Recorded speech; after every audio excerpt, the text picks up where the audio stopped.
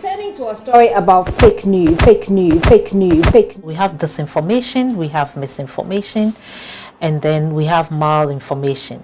Or what we know as fake news in the system now. And it runs deep down. On a daily basis, 3 out of 5.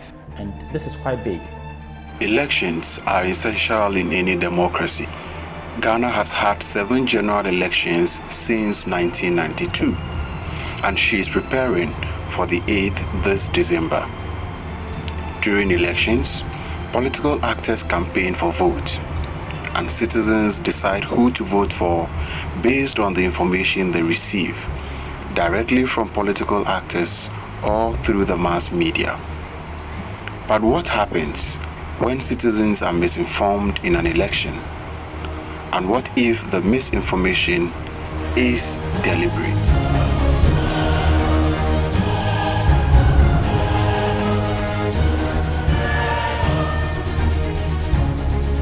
Dr. Echesikanku is a political communication expert and a lecturer at the Ghana Institute of Journalism.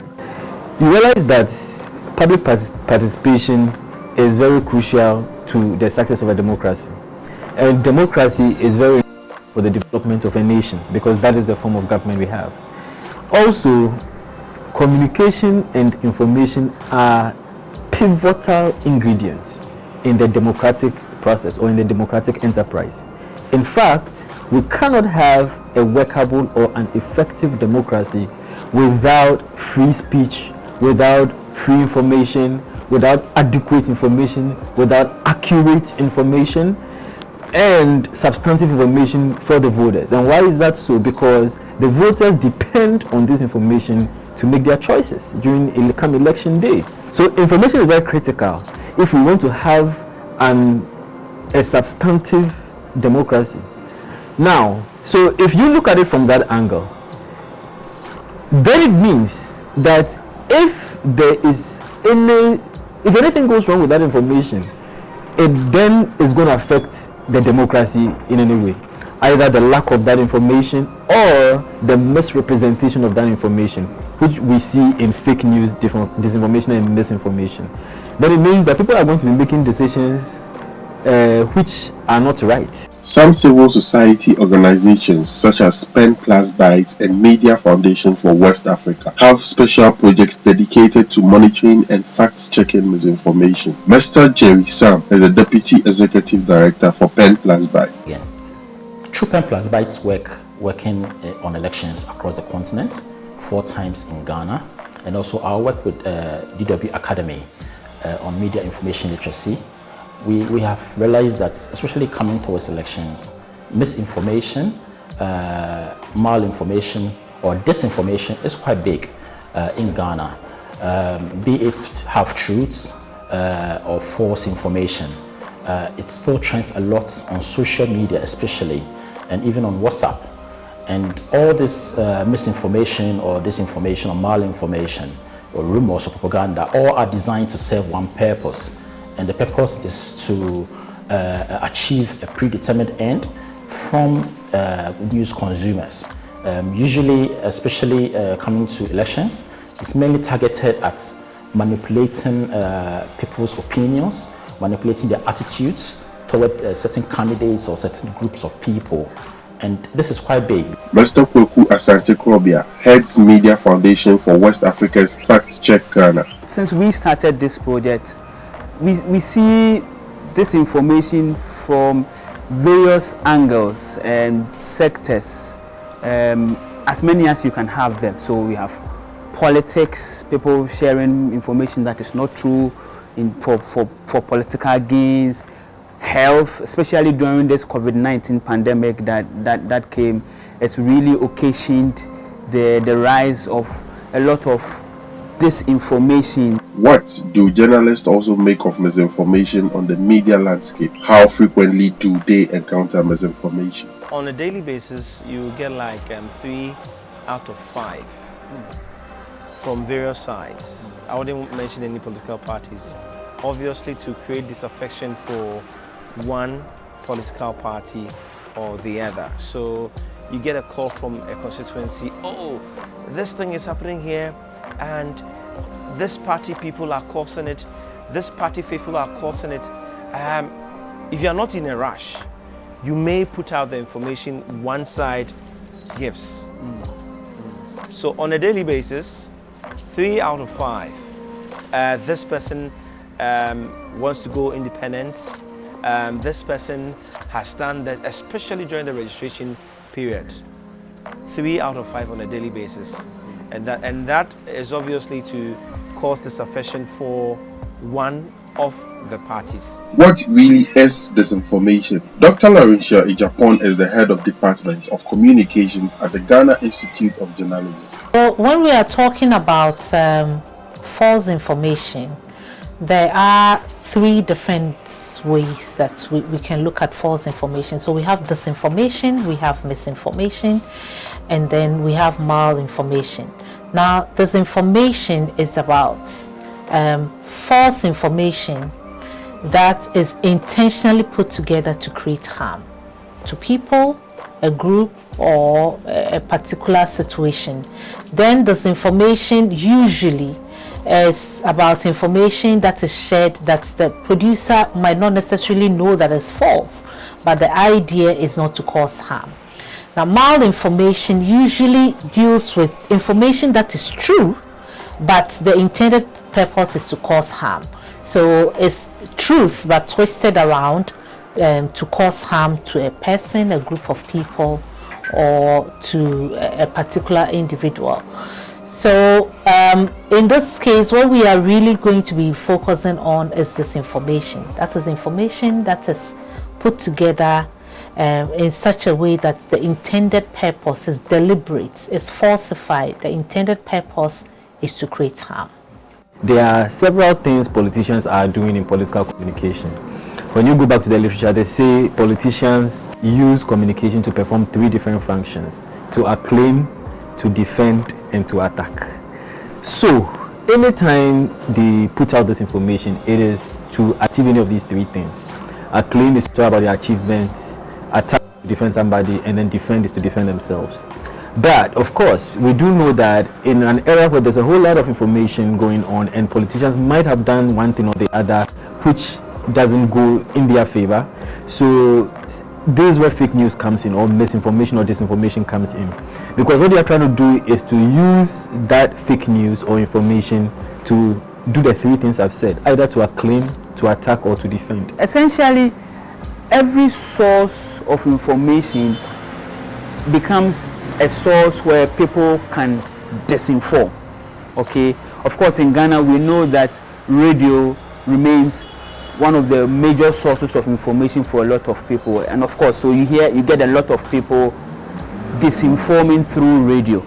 But also recently we have a lot of viral hoaxes and disinformation on social media, because social media gives us the opportunity, everybody has the opportunity to share an information without any verification process. And so just anybody can pick a phone and say, hey, this is what I've seen here, and this is what is going on, depending on their reasons or what they want to get.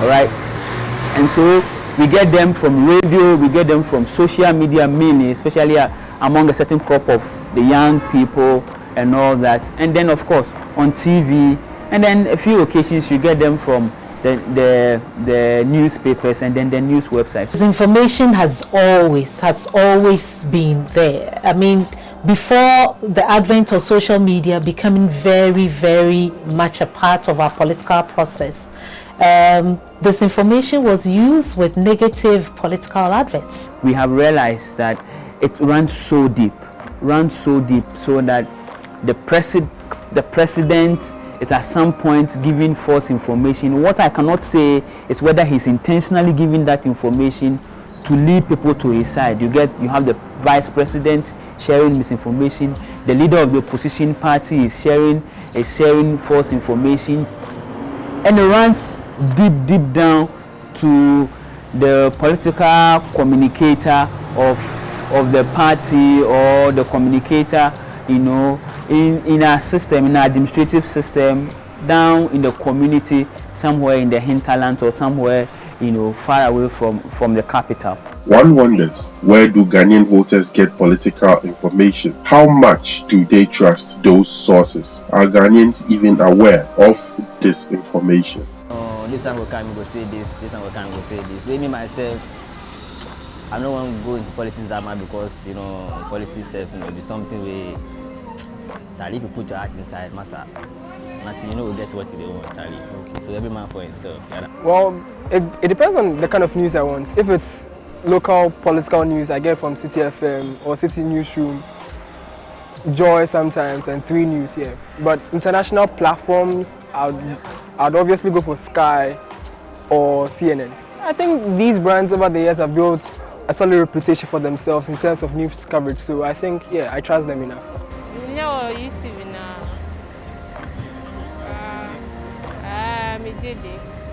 Most of the times I'm either on TV, radio, Jilo, hello, online, hello, Facebook,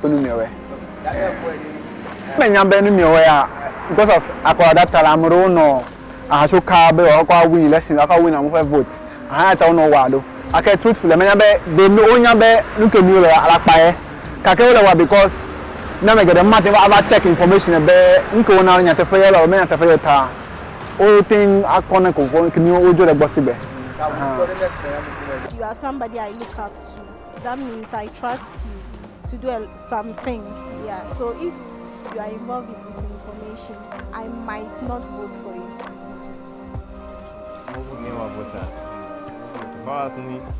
Can me think calculation and can quite a malady. Moreover, if promise can piano, a bano, a young mavutade. Mbekwana kecho abedi Kristana yemole lae la jano onupa nuko jalano yo kashe osiki fon bi ni mi ntu omanu he na she lo bo ni bi ya no info latanu radio hi to ebu lebi na aka mene show na lebi ni impo NDC ke MPP to danisi. How do we sanitize the political economy of all forms of disinformation?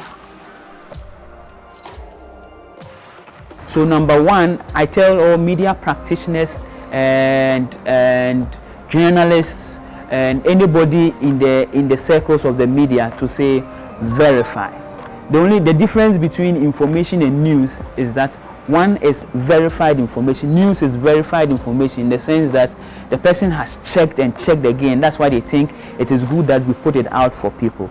So we need to instill the act of verification. Secondly, I think that the media information literacy is something that we need to let it seep down into our education system. 10 Plus Bytes is tackling the issue of misinformation, malinformation, and disinformation through various interventions. For instance, last year we partnered with GIJ to institute media information literacy program, which targets the youth and trying to take them through various orientations on how to assess news, how to analyze the news content that comes their doorway, also how to actually create their own content that they'll use to fill in the gaps. Beyond that, we train them also to reflect on the news items that come to them so that they'll be able to judge between whether it is true or not. What sources can they use to verify or validate the content that comes to them, and then also how to act on content that they get access to. How do they act on them? How can they consume them? What can they use it for? Should they share it or not, or should they stop it? Beyond all the interventions that we're doing with GIJ, we also do our elections project where we create an online resource center where we validate news, we use verifiers, we use monitors to see content that are being spread on social media and try to counter them. Once we're able to validate them, we generate newsletters, we generate videos, short videos, we generate audios and share them on the same content that this misinformation is being shared on, so that we counter what is being spread.